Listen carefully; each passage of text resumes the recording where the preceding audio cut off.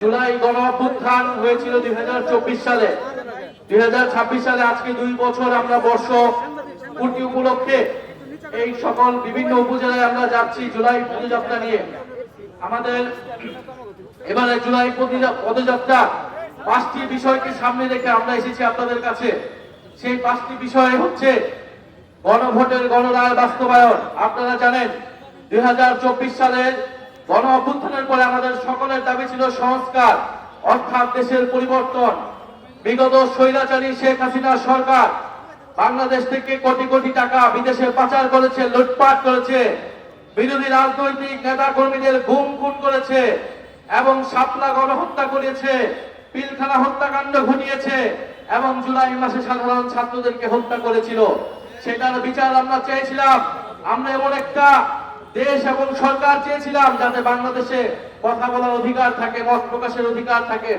সে কারণে সংস্কারের দাবি এসেছিল এবং আপনারা দেখেছেন 32টি দল মিলে দীর্ঘ 6-7 মাস ধরে আলোচনা করে তারা জুলাই সনদ প্রণীত করেছিল এবং সেই জুলাই সনদের জন্যই পরবর্তীতে নির্বাচন হয়েছিল, গণভোট এবং সংসদ নির্বাচন একসাথে হয়েছিল। সেই সংসদ নির্বাচনের পাশে গণভোটে আমরা সবাই হ্যাঁ অথবা নাতে ভোট দিয়েছিলাম। বাংলাদেশের 70% মানুষ হ্যাঁ এর পক্ষে, সংস্কারের পক্ষে ভোট দিয়েছিলেন কিনা আপনারা? হ্যাঁ এর পক্ষে ভোট। আমরা সবাই কিন্তু হ্যাঁ এর পক্ষে, সংস্কারের পক্ষে ভোট দিয়েছিলাম।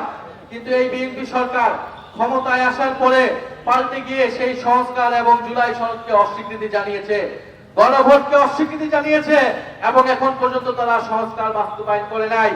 আমরা বলছি সংস্কার হচ্ছে জনগণের ম্যান্ডেট। আমরা সবাই ভোট দিয়েছি সংস্কারের পক্ষে। কেন আমরা সংস্কার চাই? আমরা সংস্কার চাই যাতে পুলিশ সংস্কার হয়, পুলিশ কোনো দলীয় পুলিশ না হয়, প্রশাসন কোনো দলীয় পুলিশ প্রশাসন না হয়।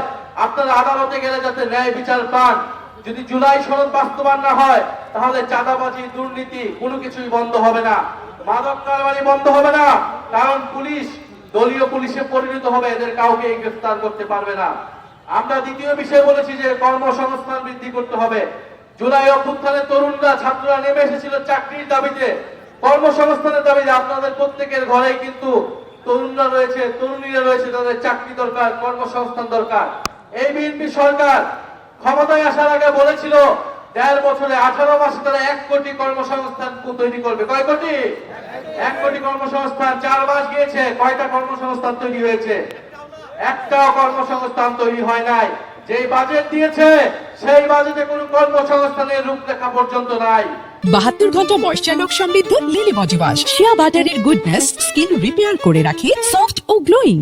এরপরে আমরা বলেছি বিদ্যুৎ বিভ্রাট, বিদ্যুৎ সংকট নিরসন করতে হবে। শেখ হাসিনা সরকার কোটি কোটি টাকা লুটপাট করেছে বিদ্যুতের নামে, দুর্নীতি করে। এবং আপনারা জানেন যে সারা দেশে এখন লোডশেডিং হচ্ছে, 7 ঘন্টা 8 ঘন্টা করে লোডশেডিং হচ্ছে, কারেন্ট থাকতেছে না। সখীপুরে কি কারেন্ট থাকে? লোডশেডিং হয় কিনা? যদি লোডশেডিং হয় তাহলে এই বাজারগুলা কিভাবে চলবে? যদি লোডশেডিং হয় শিল্প কারখানা কিভাবে চলবে? যদি লোডশেডিং হয় তাহলে কৃষিতে সেচ ব্যবস্থা কিভাবে হবে? যদি লোডশেডিং হয়, যদি বিদ্যুৎ সংকট নিরসন না হয় তাহলে কোনোভাবেই দেশের অর্থনীতি নিরসন করা সম্ভব নয়।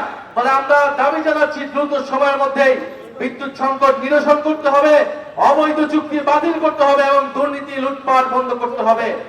আমরা আরো দাবি জানিয়েছি যে দ্রব্যমূল্যের ঊর্ধ্বগতি নিয়ন্ত্রণ করতে হবে। নিত্য প্রয়োজনীয় চাল, ডাল, তেল, গ্যাস, চিনি এই সব কিছুর দাম কমাতে হবে। সিলিন্ডার গ্যাসের দাম হয়েছে কয়েক গুণ, বিদ্যুতের দাম 17% বৃদ্ধি করেছে এই সরকার আসার পরে। আন্তর্জাতিক যুদ্ধে ইরান আমেরিকা যুদ্ধের দোহাই দিয়েছে, সেই যুদ্ধ কিন্তু এখন শেষের পথে এবং আন্তর্জাতিক বাজারে কিন্তু তেলের দাম কমিয়ে দিয়েছে। কিন্তু বাংলাদেশে এখনো জ্বালানির দাম কমে নাই। কমেছে?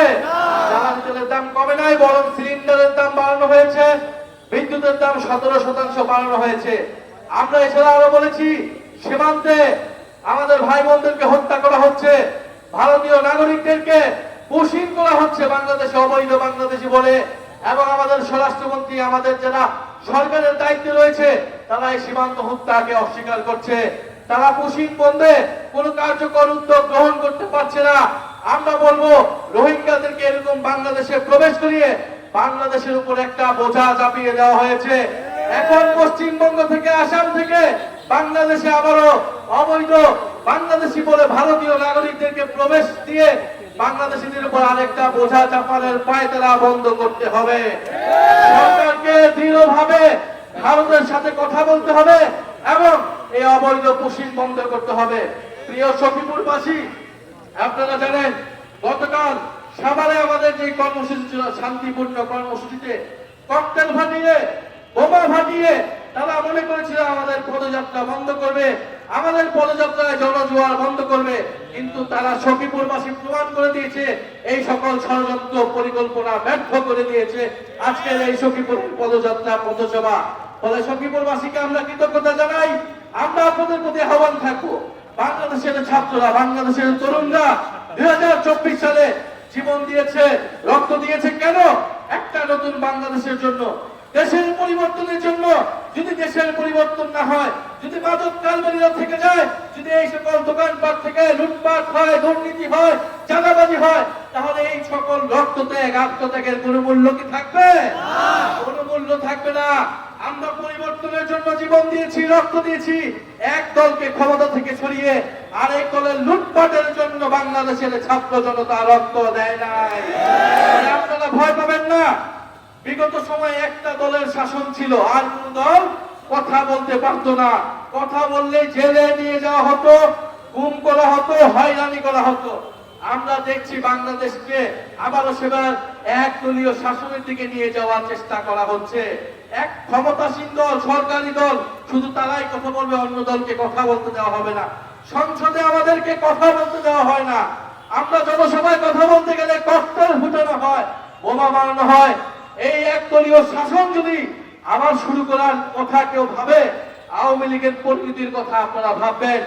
আওয়ামী লীগ 16 বছর একদলীয় শাসন করে দিল্লিতে হেলিকপ্টার নিয়ে পালাতে হয়েছিল।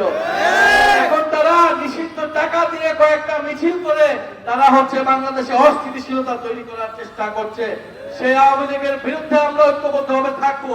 তবে সখীপুরবাসী, আপনারা জানেন 5ই আগস্টের পরে আমরা ন্যায় বিচার চেয়েছিলাম, কিন্তু মামলা বাণিজ্য হয়েছে কিনা?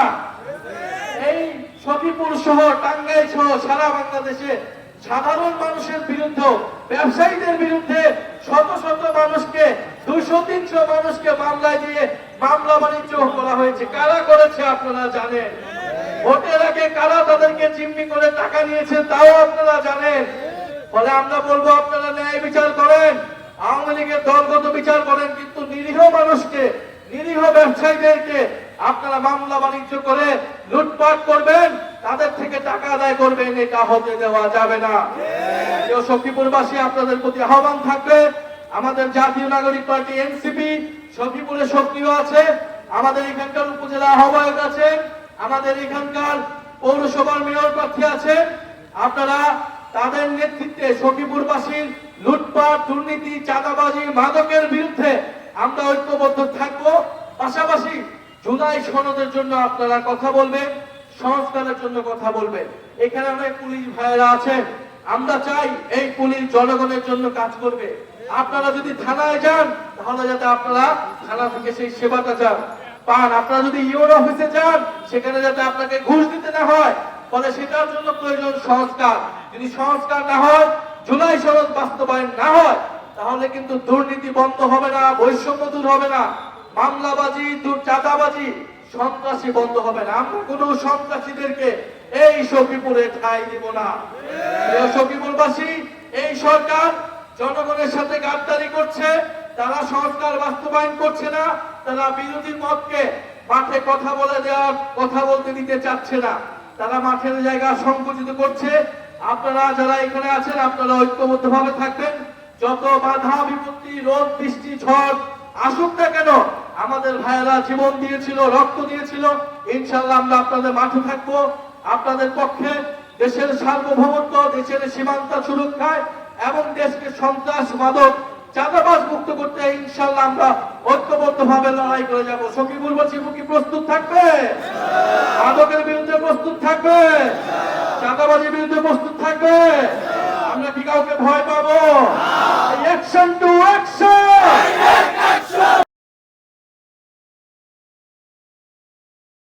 72 ঘন্টা ময়শ্চার সমৃদ্ধ লিলি বডি ওয়াশ শিয়া বাটারের গুডনেস স্কিন রিপেয়ার করে রাখে সফট ও গ্লোয়িং।